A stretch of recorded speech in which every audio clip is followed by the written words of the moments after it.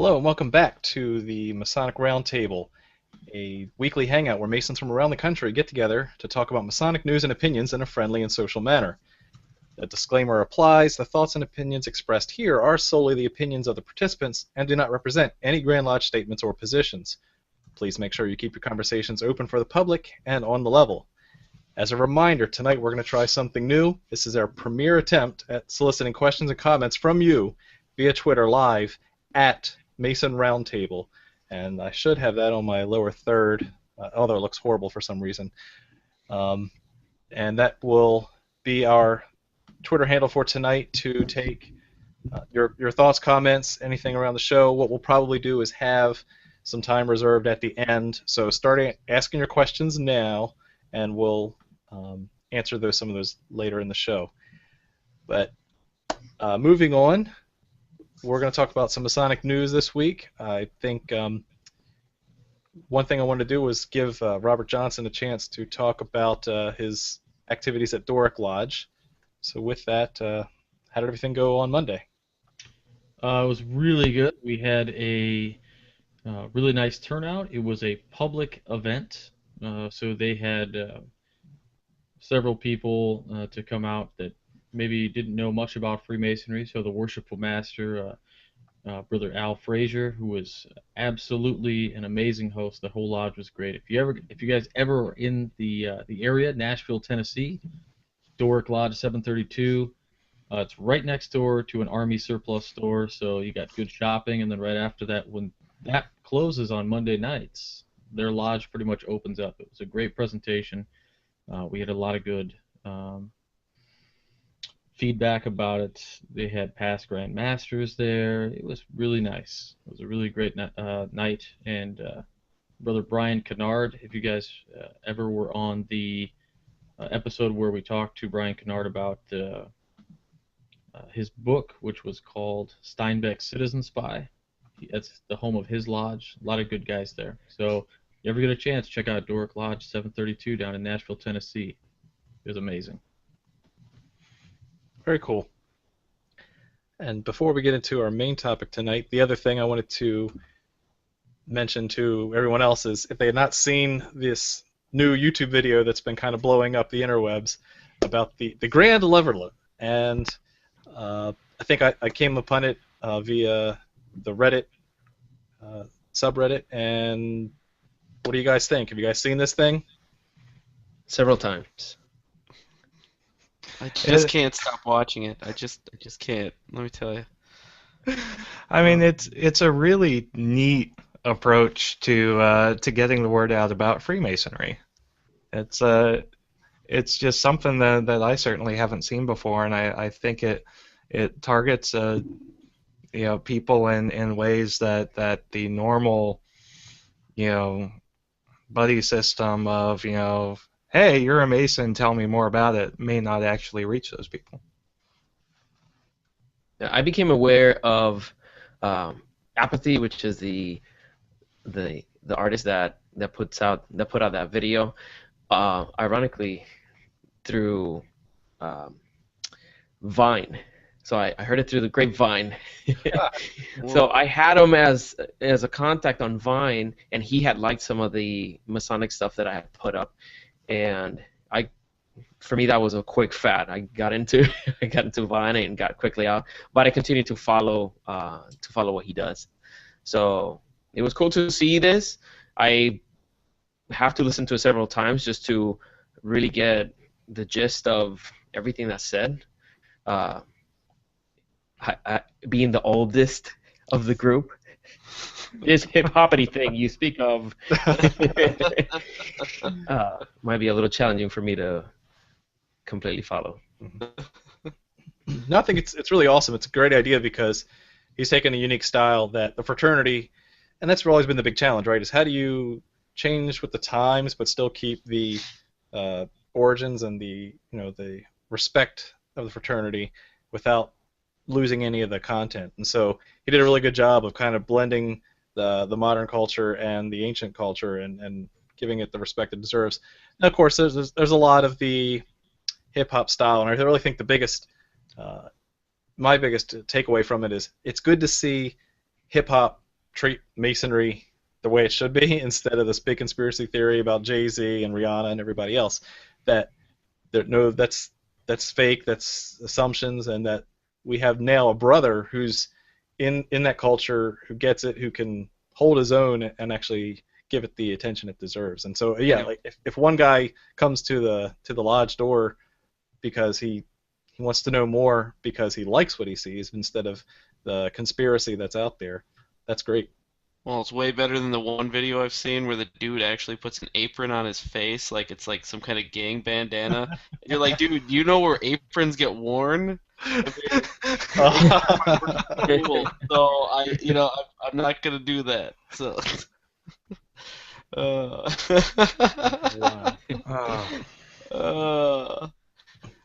there you go. I'm bringing the show down a level. You got to keep it that way. Well, I think we can all agree that this guy Apathy is doing a great thing, and I can't wait to see more from him.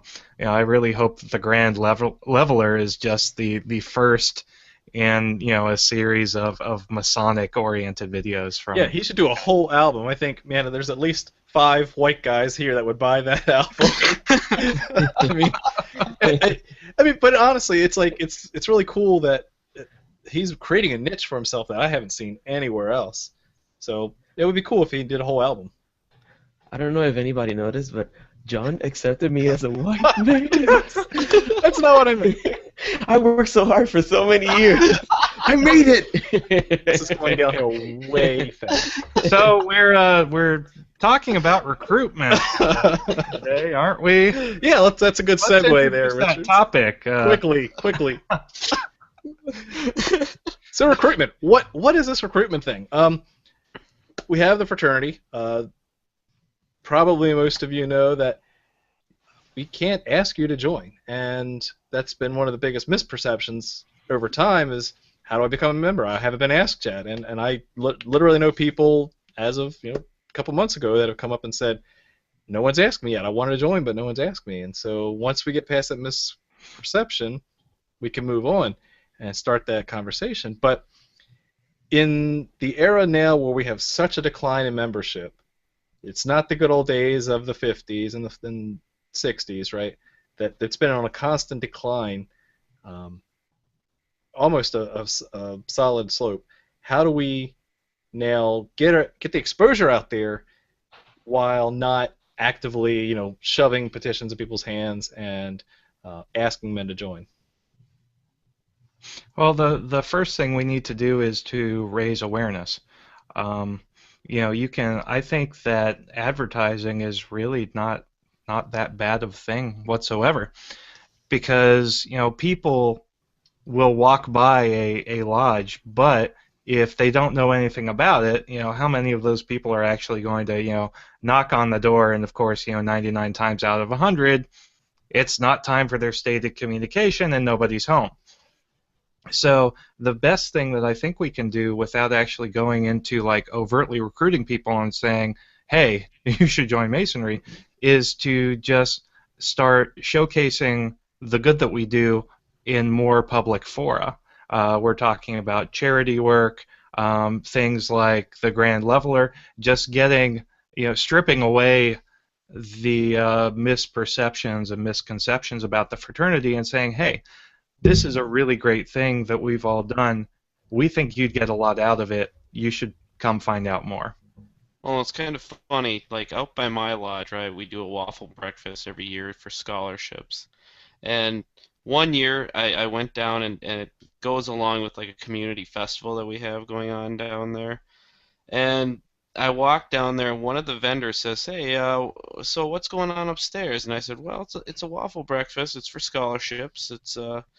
And he said, wait a second, for what organization? Well, the Freemasons. He said, you guys are still here? I'm sitting there going, okay, so I guess we're going to have to do a little bit of outreach.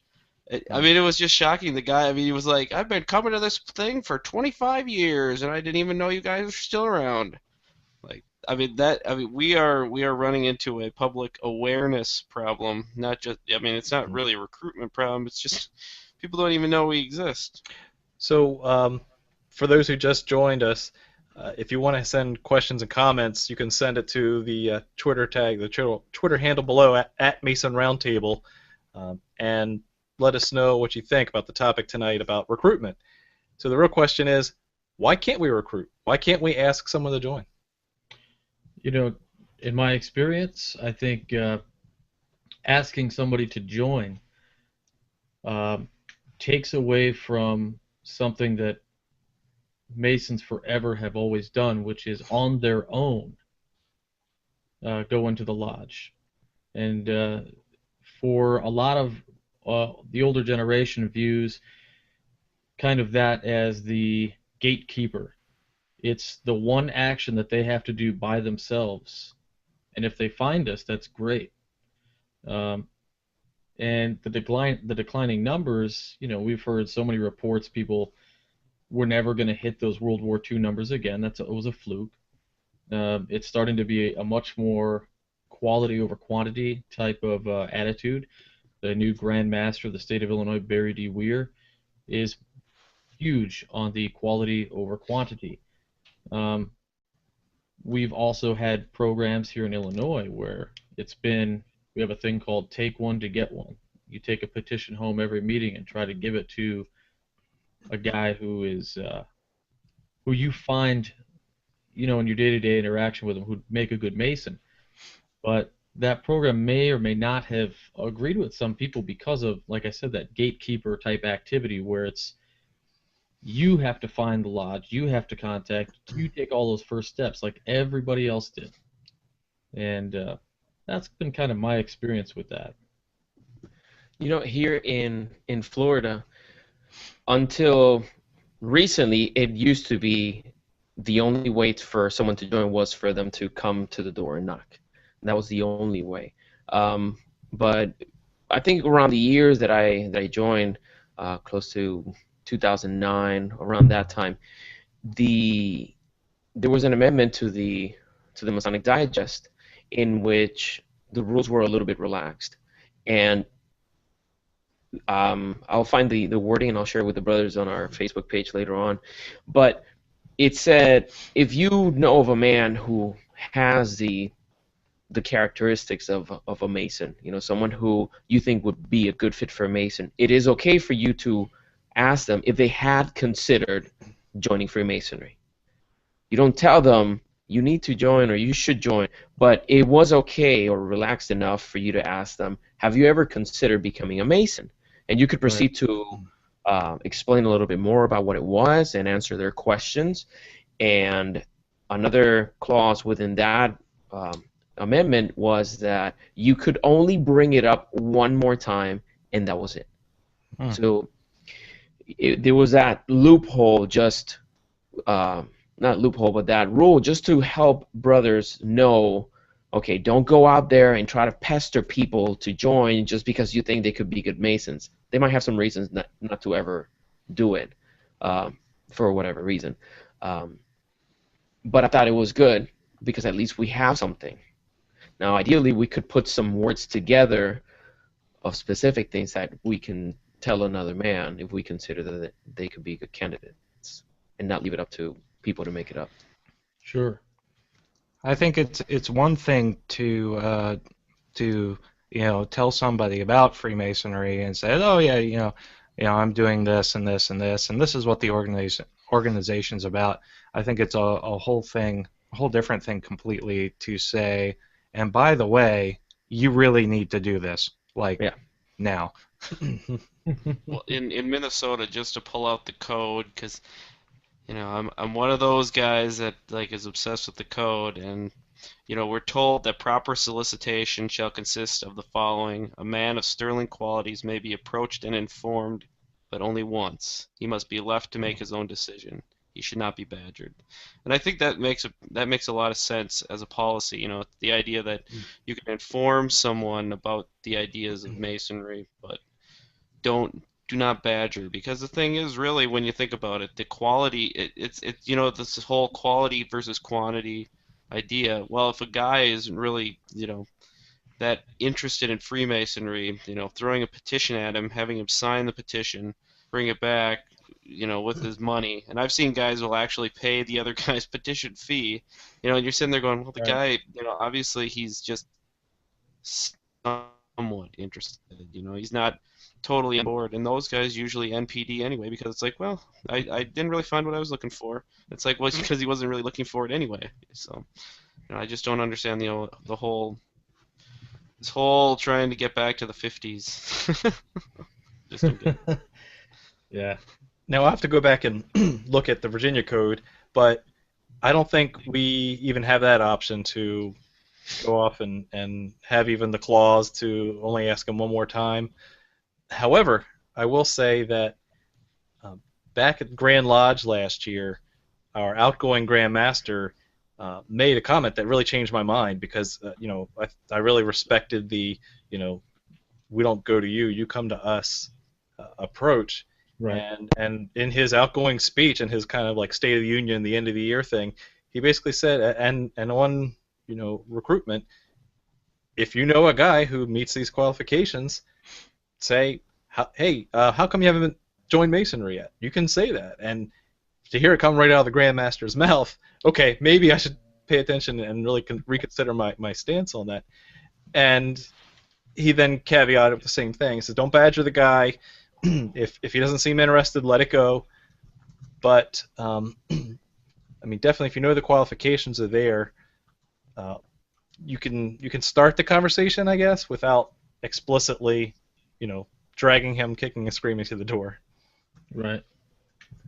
That makes me think also that in that case, you notice in this man those qualities.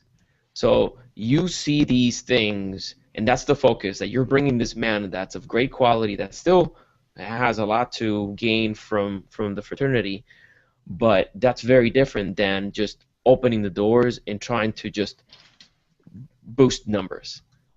If the focus is, oh, come on, guys, we need to find more men out there, you might start seeing qualities that are not there just because you have a necessity in the lodge to increase. And I think we need to guard the doors very carefully because that's why we have the voting power. If you know this man or if you know a reason for which he shouldn't be admitted, then you need to exercise that right. With you mentioned guarding the door, of the fraternity of who comes in and who doesn't come in. It's no secret where I work with my hands a lot, so I do still wear a ring, but I wear like one of the Gordon Spurlock's stainless steel rings, and I always wear a little lapel pin on my collar. And sometimes people ask, they say, "Hey man, what's up with Freemasonry?" And I'm not even kidding you. In the past, I would just be like, "Here's all the literature, come on." And I found that it was a fatal flaw in that, because what had happened was I was overloading them with everything, and they just kind of was like, "Oh, okay, bye." Yeah. So my new approach is basically, I say, "Ask me next week," and if they remember to ask me next week, I tell them, "Email me," and then they say, "Hey, you didn't respond to my email," and I go, "Oh, you still want to know?" And they're like, "Yeah." I was like, "All right, I'll send you an email," and it's just like, "Meet me for lunch at this restaurant at noon on this day." Did you just leave from the 50s too? Because that's what it was back in the day, right? That's the way that the old timers would do it. Is that even Ask 3 times, baby. Yeah, that's so I don't know. To me, what it did was it made sure that they had the real interest and that they cared enough to keep asking. And there were times in the past where I felt I waited too long and maybe they got disinterested, but I found like that kind of like ask me next week, email me, worked really well. So that was my attempt at making sure I was guarding it from at least gentlemen who may be wanting things right away and getting a little too rambunctious. That's kind of how I am with chapter petitions. Is these guys will join and they're just full of verve, right? And they'll say, "Well, Nick, I know you're in York, right? You're in York, right?" And I'm like, "Yeah, calm down, calm down." They'll be like, well, I'd really like to join. And I'm like, well, that's fine. I'd like you to wait a year. A year? And it's like, just wait a year. Find out everything you can find out within a year at this Blue Lodge level. And then if you're still interested, I'm more than happy to be the first line signer on your petition. And really what it's done is it creates this culture within the chapter and the council and the commandery of these guys who are like at least understanding their Blue Lodge level. You don't want to just rush. I've seen guys where they grab a petition, they jump right into the Scottish Rite, they jump right into the York Rite, or they jump right into Shrine, and then they just are like, well, what do I do now? And it's like, well, pace yourself, come back to Blue Lodge. To add on to that, Nick, I just talked to a brother last night who said he was raised, right? And they walk up to him and they put a pin on his collar, and then they open his coat jacket and they slid a Scottish Rite petition right inside his pocket. Oh. Oh. Oh. Man. I feel like I gotta do that half-baked thing. Boo this man! Boo! Honestly. Oh. We're gonna need about 30 seconds to recover from that one. Well, interestingly enough, one of our brethren watching from Pennsylvania just chimed in that Pennsylvania Grand Lodge actually openly encourages recruitment, and they actually have a pamphlet geared directly towards recruiting called "You're Invited." So it's interesting to see the ways that different Grand Lodge jurisdictions dance around the idea of open and honest recruitment. So they have a "You're Invited" brochure. They do, yes. Wow. And they encourage the Masons in that jurisdiction to use it. If whoever that is, send us a link to it. Maybe we can check out a PDF version or something of it. I'd love to read that. Wow. Yeah, we'll get that. That'd be interesting to see. Well, the thing is, I mean, we're as a fraternity, we were always a public style fraternity. I mean, processions are going on within the fraternity. I mean, everybody knew when they would meet at the taverns that they were meeting at the taverns. I mean, they'd be posting these all over the place. Town criers would be announcing that they were doing this stuff, right? So, I mean, it's not like Freemasonry isn't a public organization. So I understand, the idea of, at least, I don't know about billboards, maybe that's, on the line, but, I mean, we put square compasses all over our buildings. I mean, people kind of know that we're there. I think So we have to kind of acknowledge that we have a public face. So. Yes, Yeah. but how many of us in our own origin stories from a couple weeks ago said, we walked up to that building and then we were chicken and didn't actually knock?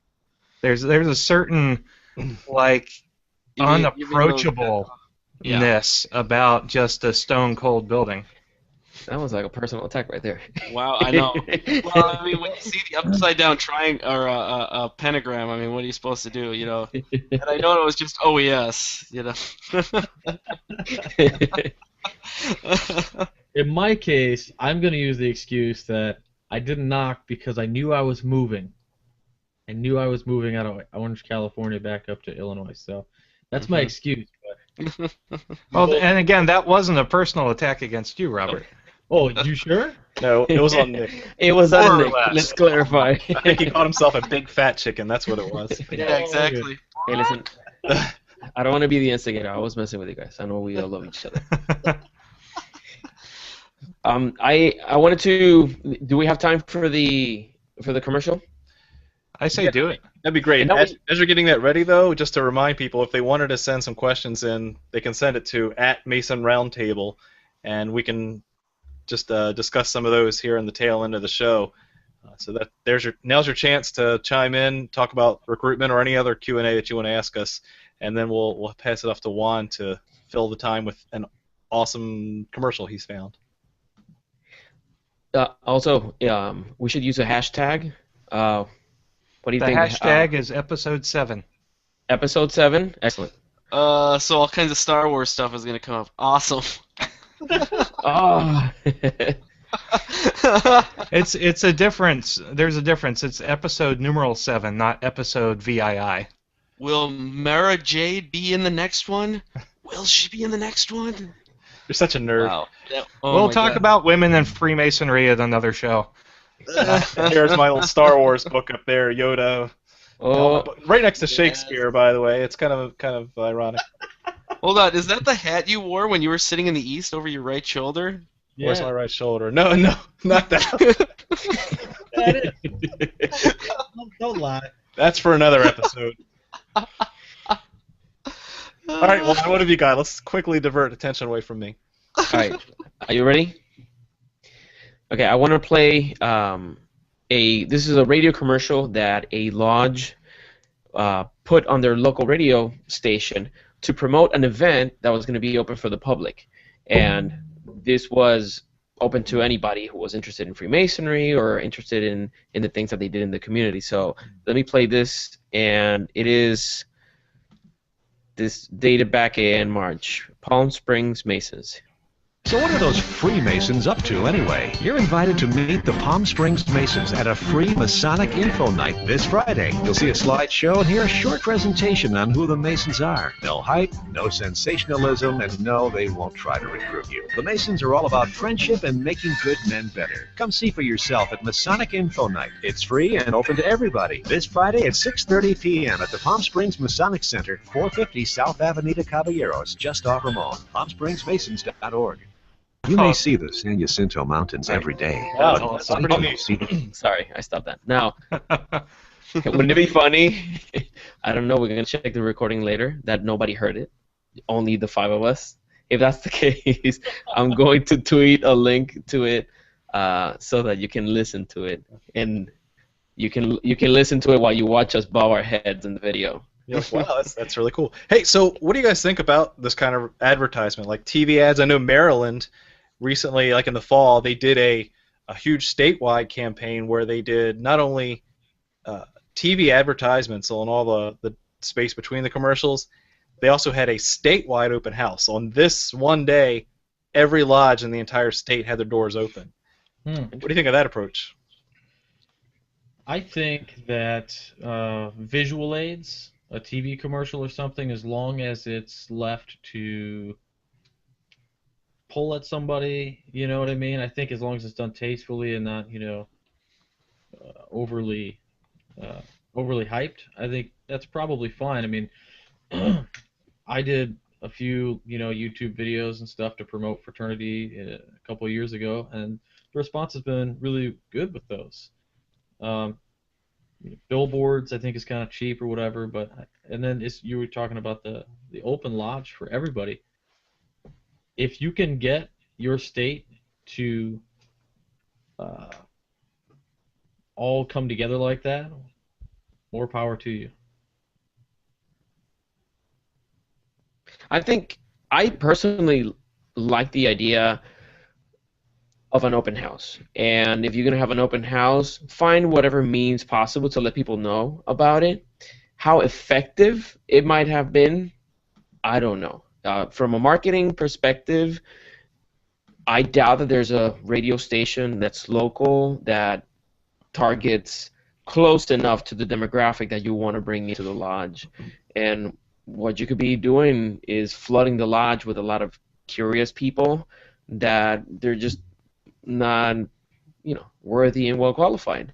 So it might open the door for some people. There's going to be a very small percentage of the people that listen to that are going to be within the target market. I think there are more efficient marketing initiatives to actually bring, qualified people in the doors. Well, and that's a really good point Facebook about ads. targeting. Right, exactly. I mean, you have to think about who you want your next demographic to be, because if you look at things the way they are today, even things from our Grand Lodge about how to market, any events and really get your lodge name out in the community, they're talking about running newspaper ads. When's the last time any of you picked up a physical newspaper? Yeah.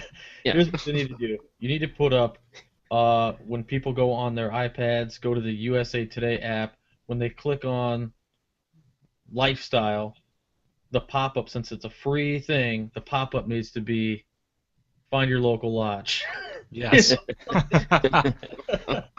That's better than the thing I wrap like fish and deli meat in. So Yeah. I mean, Yeah, what's what we call Change them, my oil. That's what I use. fish wraps. Fish wraps. Well, all right. Well, I don't think we've had too many comments this week. I know we're really trying this out because we know that that's one of the most highest requested features is to engage in the conversation. And Yeah, guys, since engage in the conversation, viewers. now that we gave them a heads up, we'll try to keep this running in the future. Start the solicitation earlier. I think we'll kind of go around, start to wrap up our time here, and really just my kind of closing comments would be, for me, I think the best recruitment we can do is to be good men and true, right? So one thing I do is I try to wear as much as visible Masonic pins and square and compasses and ties and rings. Put it on my car. That way, I'm not trying to do it to be overt about it and to just show off to the world and have a million little things hanging all over the back window of my car. But it's really to keep me straight because I'm advertising. I'm showing light to the world, and I want to make sure that what I do, I'm not only representing myself, I'm representing the fraternity. But conversely, that hopefully that's my way of recruiting too, is to say I want to hold myself to a higher standard, so that way if other people see me and they see a square and compass on me, that they associate good character with the fraternity, and then they'll come to me. And fortunately, I've met plenty of guys at work that started that way. So we'll hand it off. Go ahead. Well, that's the thing is like there was all right. Did you guys see that picture on Reddit of the dude with like the million things on there? Let's see if I can find it while you're talking. Yes. And I was sitting there and I'm like, okay, so I've got one on my car, and then I've got a past master's emblem that some dude gave me, and I, out of respect to him, I threw it on my car. The thing is, I'm looking at that and I'm like, what is all that psyops? And I'm like, at some point, people are sitting there going, what is this dude involved in? I don't even know what all this stuff is, And so, I mean, there's like, I guess at that point, that's like too much advertisement. That's kind of like the... Too much noise. Yeah, too much noise. Too much noise. Oh, man. It was just awesome. 37 pieces of flair.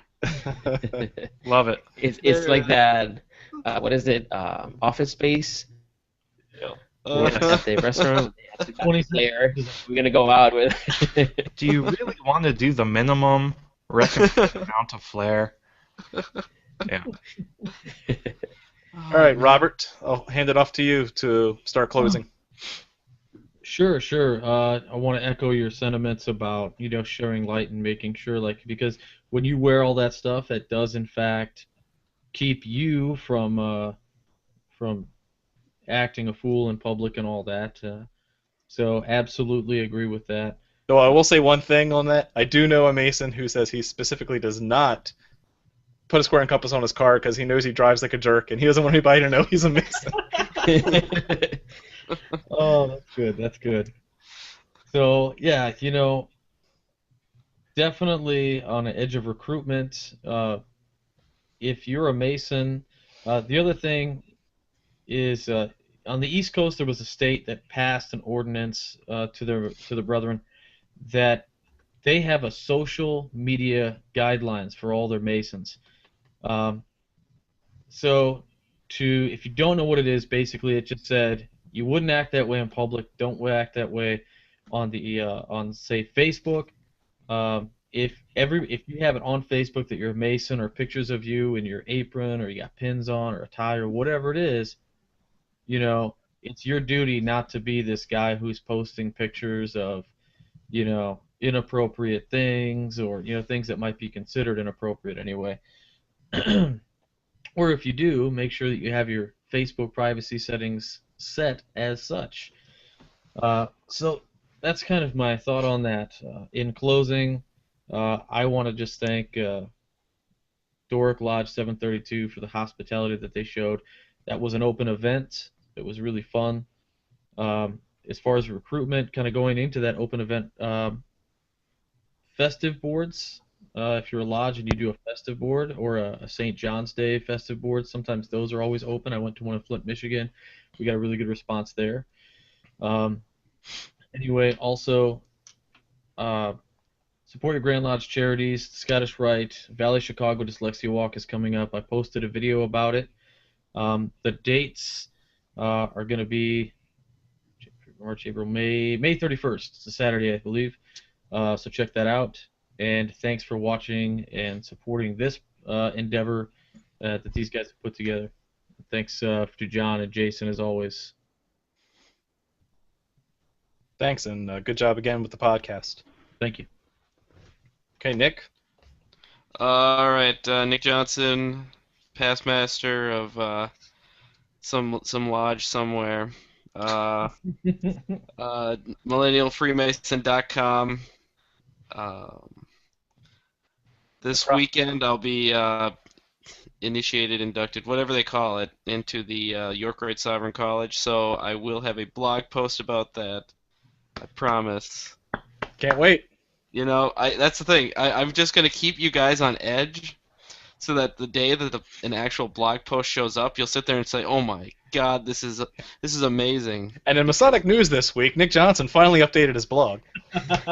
And it'll be a slow golf clap throughout the entire world. Honestly, you know, every hemisphere. There it is. Oh man, I needed that. Yeah. Other than that, I don't know. It's cold up here. I'm waiting for this winter to be done. So that's about it. All right, how's winter down there in Florida? It's delicious. It's very springy right about now. What you got? Well, we're really, as always, enjoying the conversation. I think we're growing more and more into the medium, and we're becoming more of who we really are. I really like what's happening, that people are commenting and leaving their questions and participating, even though we're still figuring out how to do it live. It's, there's a lot happening offline. So thank you for everybody who've liked us on Facebook and follow us on Twitter. Also, if you haven't subscribed already, please do that. It's just one click somewhere here or there.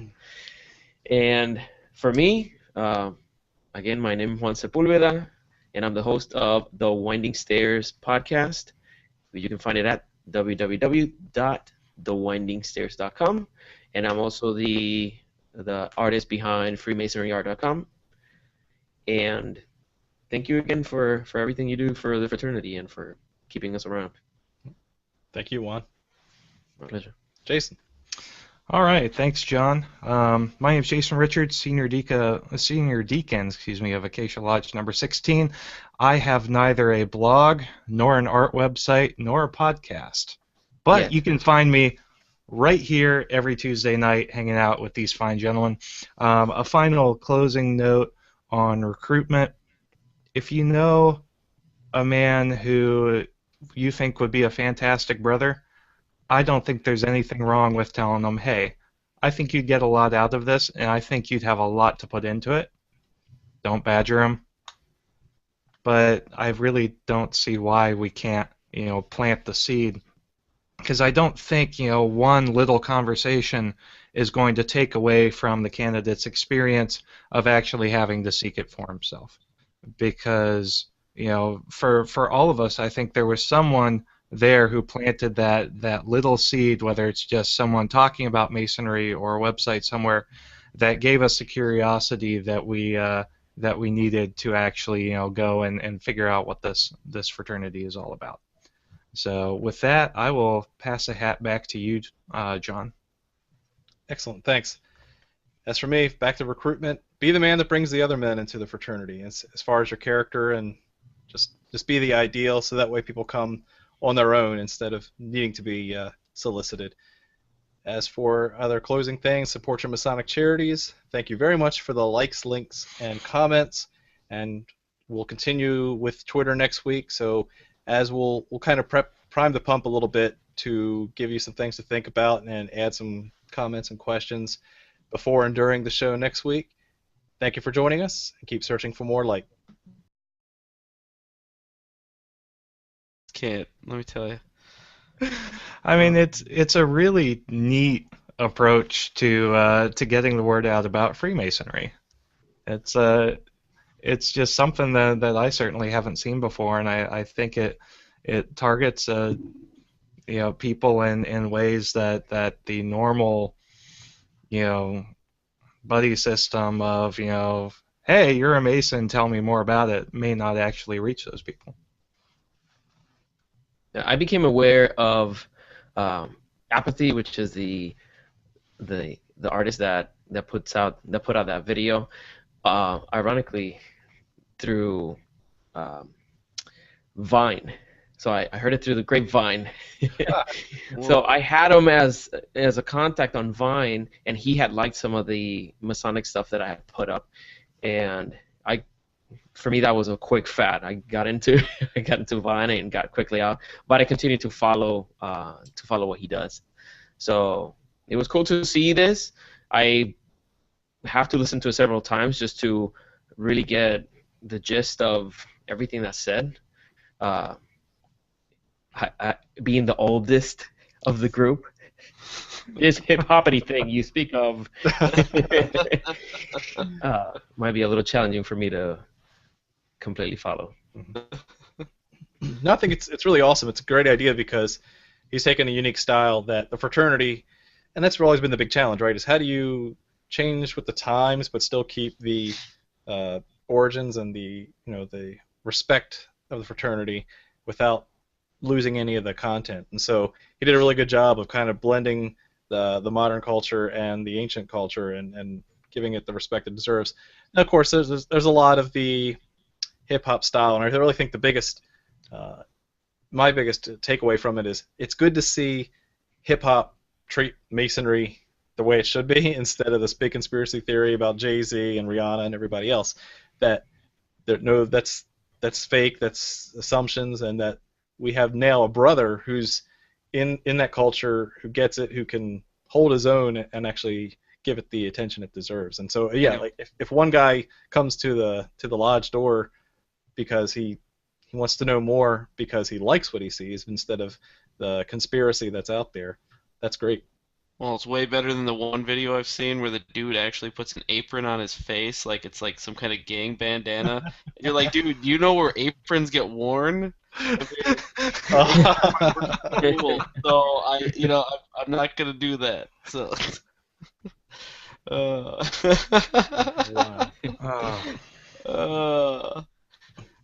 There you go. I'm bringing the show down a level. You got to keep it that way. Well, I think we can all agree that this guy Apathy is doing a great thing, and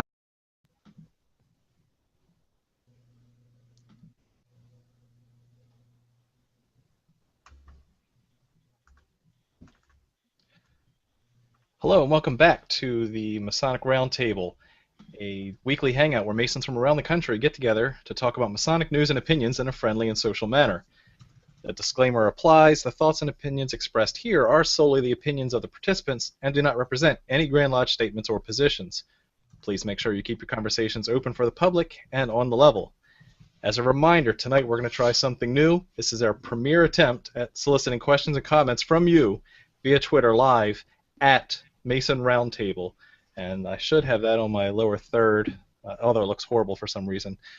And that will be our Twitter handle for tonight to take your thoughts, comments, anything around the show. What we'll probably do is have some time reserved at the end. So start asking your questions now, and we'll answer some of those later in the show. But moving on, we're going to talk about some Masonic news this week. I think one thing I wanted to do was give Robert Johnson a chance to talk about his activities at Doric Lodge. So with that, how did everything go on Monday? It was really good. We had a really nice turnout. It was a public event, So they had several people to come out that maybe didn't know much about Freemasonry. So the Worshipful Master, Brother Al Frazier, who was absolutely an amazing host. The whole lodge was great. If you guys ever are in the area, Nashville, Tennessee, Doric Lodge 732. It's right next door to an Army surplus store, so you got good shopping. And then right after that, when that closes on Monday nights, their lodge pretty much opens up. It was a great presentation. We had a lot of good feedback about it. They had past Grand Masters there. It was really nice. It was a really great night. And Brother Brian Kennard, if you guys ever were on the episode where we talked to Brian Kennard about his book, which was called Steinbeck's Citizen Spy. That's the home of his lodge. A lot of good guys there. So if you ever get a chance, check out Doric Lodge 732 down in Nashville, Tennessee. It was amazing. Very cool. And before we get into our main topic tonight, the other thing I wanted to mention to everyone else is if they had not seen this new YouTube video that's been kind of blowing up the interwebs about the Grand Leveler. And I think I came upon it via the Reddit subreddit. And what do you guys think? Have you guys seen this thing? Several times. I just can't stop watching it. I just have going on down there, and I walked down there, and one of the vendors says, "Hey, so what's going on upstairs?" And I said, "Well, it's a waffle breakfast. It's for scholarships. It's and he said, "Wait a second, for what organization?" "Well, the Freemasons." He said, "You guys are still here?" I'm sitting there going, "Okay, so I guess we're gonna have to do a little bit of outreach." I mean, it was just shocking. The guy, I mean, he was like, "I've been coming to this thing for 25 years, and I didn't even know you guys were still around."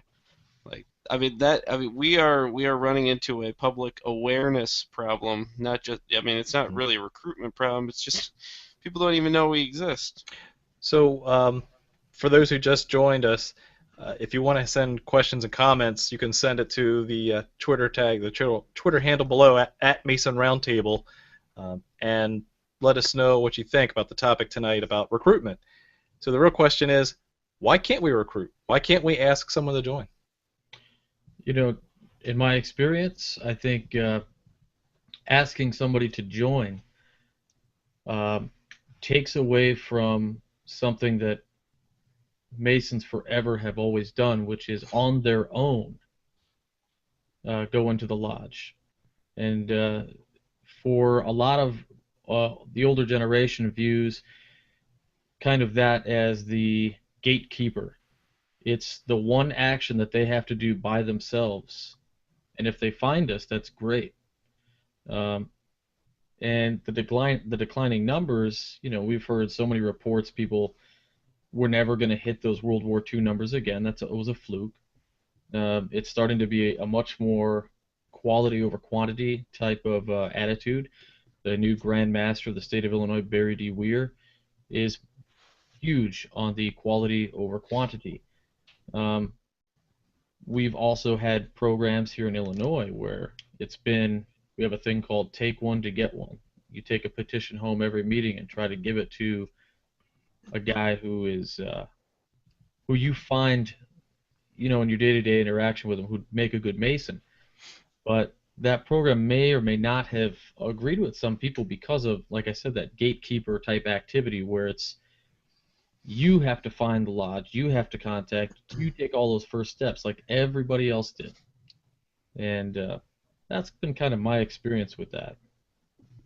You know, here in Florida, until recently, it used to be the only way for someone to join was for them to come to the door and knock. That was the only way. But I think around the years that I joined, close to 2009, around that time, there was an amendment to the Masonic Digest in which the rules were a little bit relaxed. And I can't wait to see more from them. You know, I really hope that the Grand Leveler is just the first in a series of Masonic-oriented videos from. Yeah, he should do a whole album. I think, man, there's at least 5 white guys here that would buy that album. I mean, but honestly, it's like it's really cool that he's creating a niche for himself that I haven't seen anywhere else. So it would be cool if he did a whole album. I don't know if anybody noticed, but John accepted me as a white man. That's not what I meant. I worked so hard for so many years. I made it. This is going downhill way fast. So we're talking about recruitment today, aren't we? Yeah, that's a good segue there, Richard. That Richard. topic. Quickly. So recruitment. What is this recruitment thing? We have the fraternity.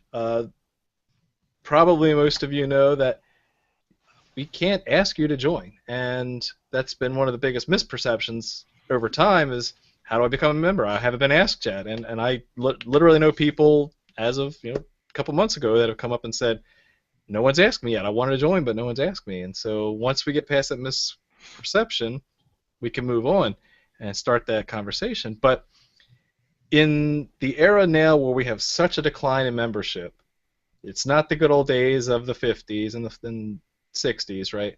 That's been on a constant decline, almost a solid slope. How do we now get the exposure out there while not actively, shoving petitions in people's hands and asking men to join? Well, the first thing we need to do is to raise awareness.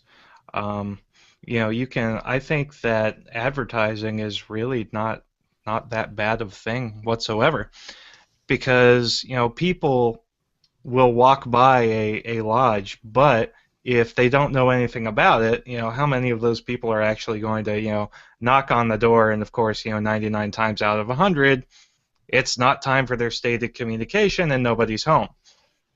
So the best thing that I think we can do without actually going into like overtly recruiting people and saying, hey, you should join Masonry, is to just start showcasing the good that we do in more public fora. We're talking about charity work, things like the Grand Leveler, just getting, stripping away the misperceptions and misconceptions about the fraternity and saying, hey, this is a really great thing that we've all done. We think you'd get a lot out of it. You should come find out more. Well, it's kind of funny. Like out by my lodge, right, we do a waffle breakfast every year for scholarships. And one year I went down and it goes along with like a community festival that we have. I'll find the wording and I'll share it with the brothers on our Facebook page later on. But it said, if you know of a man who has the characteristics of a Mason, someone who you think would be a good fit for a Mason, it is okay for you to ask them if they had considered joining Freemasonry. You don't tell them you need to join or you should join, but it was okay or relaxed enough for you to ask them, have you ever considered becoming a Mason? And you could proceed to explain a little bit more about what it was and answer their questions. And another clause within that amendment was that you could only bring it up one more time, and that was it. So there was that loophole, not loophole, but that rule just to help brothers know, okay, don't go out there and try to pester people to join just because you think they could be good Masons. They might have some reasons not to ever do it for whatever reason. But I thought it was good because at least we have something. Now, ideally, we could put some words together of specific things that we can tell another man if we consider that they could be good candidates, and not leave it up to people to make it up. Sure. I think it's one thing to tell somebody about Freemasonry and say, oh yeah, I'm doing this and this and this, and this is what the organization's about. I think it's a whole different thing completely to say, and by the way, you really need to do this, now. Well, in Minnesota, just to pull out the code, because I'm one of those guys that is obsessed with the code, and we're told that proper solicitation shall consist of the following: a man of sterling qualities may be approached and informed, but only once. He must be left to make his own decision. He should not be badgered. And I think that makes a lot of sense as a policy. The idea that you can inform someone about the ideas of Masonry, but do not badger, because the thing is, really, when you think about it, the quality, it's this whole quality versus quantity idea. Well, if a guy isn't really that interested in Freemasonry, throwing a petition at him, having him sign the petition, bring it back, with his money, and I've seen guys will actually pay the other guy's petition fee, and you're sitting there going, well, the guy, obviously he's just somewhat interested. He's not totally on board, and those guys usually NPD anyway, because it's like, well, I didn't really find what I was looking for. It's like, well, it's because he wasn't really looking for it anyway. So, I just don't understand the whole this whole trying to get back to the 50s. Just don't get it. Yeah. Now I'll have to go back and look at the Virginia Code, but I don't think we